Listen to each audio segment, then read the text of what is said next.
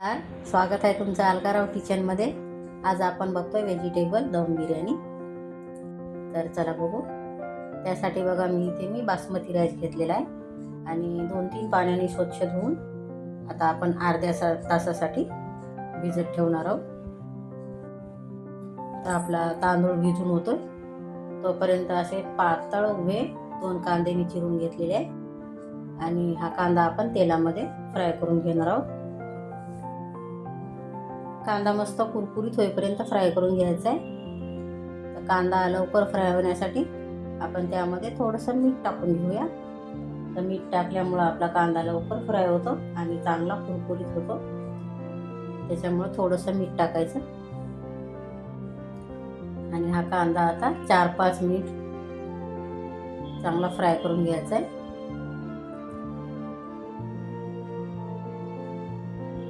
असा 4-5 मिनिटानंतर कांदा बघा मस्त कुरकुरीत फ्राय झालेला आहे. आता हा कांदा आपण काढून घेऊया. टिश्यू पेपरवर काढून घ्यायचा आणि कांदा काढून घेताना वरून असं थोडंसं दाबून काढायचं. तेल सगळं निथळून जातं. थोडासा दाब द्यायचा आणि मग काढून घ्यायचा. असंच आपण आता हा सगळा कांदा काढून घेऊया. ही व्हेज दम बिर्याणी खूप सोप्या पद्धतीने तयार होते आणि मुलांना हवे तशा भाज्या पण पोटात जातात. तर त्यामुळं व्हेज दम बिर्याणी नक्की एकदा ट्राय करा. आता असा सगळा कांदा आपण काढून घेऊया. थोडासा असा पसरून ठेवायचा कांदा. लवकर थंड होतो आणि कुरकुरीत होतो. तर त्या दुसरी कढई ठेवलेली आहे मी गॅसवर आणि या बाउलमध्ये अर्धा वाटी दही घेतलेली आणि दह्यामध्ये आता आपण थोडीशी हळद टाकून घेतोय.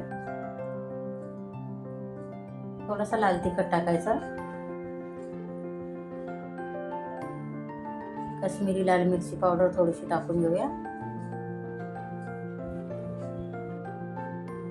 आणि एक मोठा चमचा भरून बिर्याणी मसाला टाकून घ्यायचा. चवीपुरतं मीठ पण टाकायचं थोडंसं आणि हा मसाला आता आपण चांगला मिक्स करून घेऊया. चांगला असं फेटून घ्यायचा मसाला दह्यामध्ये. त्यामध्ये आता आपण ह्या भाज्या टाकून घेऊया. एक गाजर घेतलेला आहे, एक शिमला मिरची घेतलेली आहे, फ्लावर घेतलेला आहे 1 वाटी. आता ताजे हिरवे मटार थोडेसे वाटाणे आपण घेऊ. वाटाणे पण टाकून घ्यायचे आणि ही हिरवी मिरची आलं लसूणची पेस्ट आहे ती पण टाकून घेतली. एक टोमॅटो टाकून घेऊया. भाज्या इथे तुम्ही तुमच्या आवडीनुसार टाकू शकता. बीन्स टाकू शकता. आपल्याला ज्या आवडतात त्या भाज्या आपण कमी जास्त टाकू शकतो. एक बटाटा टाकून घेतलेला आहे आणि थोड्या मोठ्याच फोडी करून घ्यायच्या. एकदम बारीक फोडी नाही करायची आणि हे सगळं मिक्स करून घ्यायचं आता भाज्या मसाल्यामध्ये व्यवस्थित. हाताने असं चांगलं मिक्स करून घ्यायचं.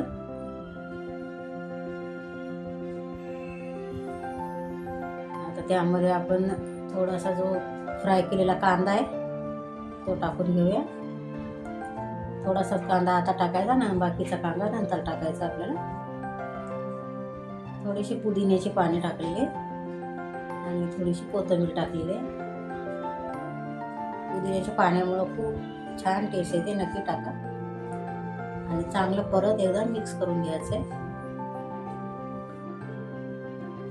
आणि मिक्स करून आपल्याला हे 10-15 मिनिटं आता ठेवून द्यायचं. जास्त ठेवलं तरी चालेल, अर्धा तास ठेवलं तरी चालेल, पण कमीत कमी 10-15 मिनिटं तरी मुरत ठेवून द्या. आता आपण या कढईमध्ये पाणी घेतोय. पाणी गरम करायला ठेवायचं आहे. तर पाणी थोडं जास्तच घ्यायचं. 2-3 ग्लास पाणी घेतलेलं आहे मी आणि पाण्याला चांगली उकळी येऊ द्यायची. पाणी चांगले उकळल्यानंतर आपण त्यामध्ये थोडे खडे मसाले टाकून घेऊया. जसं लवंग, काळी मिरी, चक्रीफूल, तेजपत्ता, जिरं आणि 2 हिरव्या मिरच्या पण टाकल्यात मी. चांगली उकळी आल्यावरच हे सगळे मसाले टाकायचे. थोडासा लिंबाचा रस पिळायचा त्यामध्ये, कारण खडे मसाला जिऱ्यामुळे थोडा पिवळा रंग होतो. लिंबू टाकल्यामुळं परत ते पाणी स्वच्छ होतं. लिंबाची फोडच त्यामध्ये टाकून द्यायची, नंतर काढून घेऊ शकतो आपण. आणि थोडं जास्तच मीठ टाकायचं. यामध्ये आता आपण हा अर्धा तास भिजवलेला तांदूळ आहे ते टाकून घेऊया. पाणी चांगलं उकळल्यानंतरच टाकायचं. हा राईस टाकून आपल्याला चांगलं मोठ्या गॅसवरच अर्धवट शिजवून घ्यायचं आहे. एकदम गाळ होईपर्यंत नाही शिजवायचा. थोडा अर्धवट शिजला का आपण काढून घेणार आहोत. तर आता तांदूळ भिजवल्यामुळे जास्त वेळ लागत नाही शिजायला, लवकर शिजून होतो. आणि मग नंतर मोठे मोठे खडे मसाले, लिंबाची फोड सगळं काढून घ्यायचं आपल्याला. तर हा बघा असा अर्धवट तांदूळ आता शिजलेला आहे. थोडंसं असं चेक करायचं. आणि आता हा आपण वरवरचे खडे मसाले काढून घेणार आहोत. तांदूळ चाळणीवर काढून घ्यायचा. सगळं तांदूळ आपण काढून घेऊया. आता त्याच कढई ठेवली मी, त्याच्यामध्ये थोडं तेल टाकून घ्यायचंय.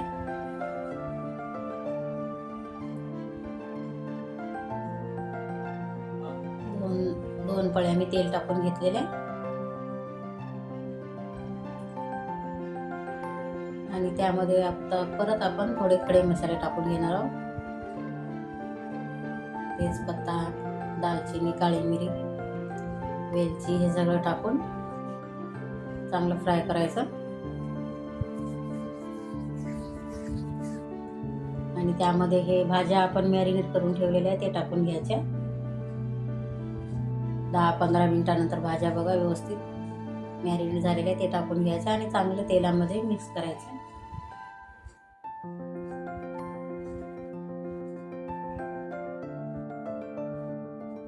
चांगलं व्यवस्थित परतून घ्यायच्या भाज्या.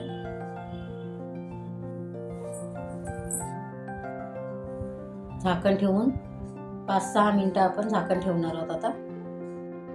आणि 5-6 मिनिटानंतर अर्धवट भाज्या शिजतात.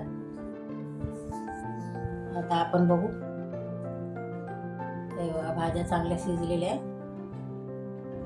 आणि मसाल्याला थोडं तेल सुटेपर्यंत परतायचं आहे आपल्याला.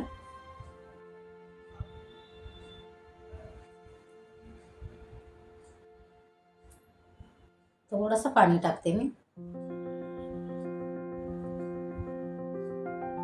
थोडंसं पाणी टाकून मिक्स करायचं आहे.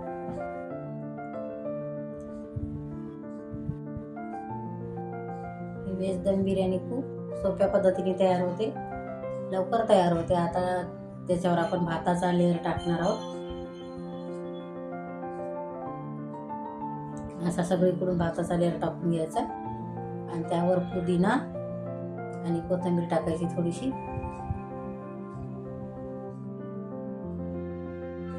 थोडी थोडी आपण टाकून घेणार आहोत पुदिना, कोथिंबीर. आणि हा आपला तळलेला कांदा आहे तो टाकून घ्यायचा आहे. थोडासा आपण बिर्याणी मसाला साईडनी टाकायचा. आणि इथे मी थोडासा फूड कलर टाकलेला आहे. तुम्ही केसर पण दुधामध्ये भिजवून टाकू शकता, कलर खूप छान दिसतो, त्यासाठी टाकायचं आपल्याला. परत आपण भात टाकून घेऊया.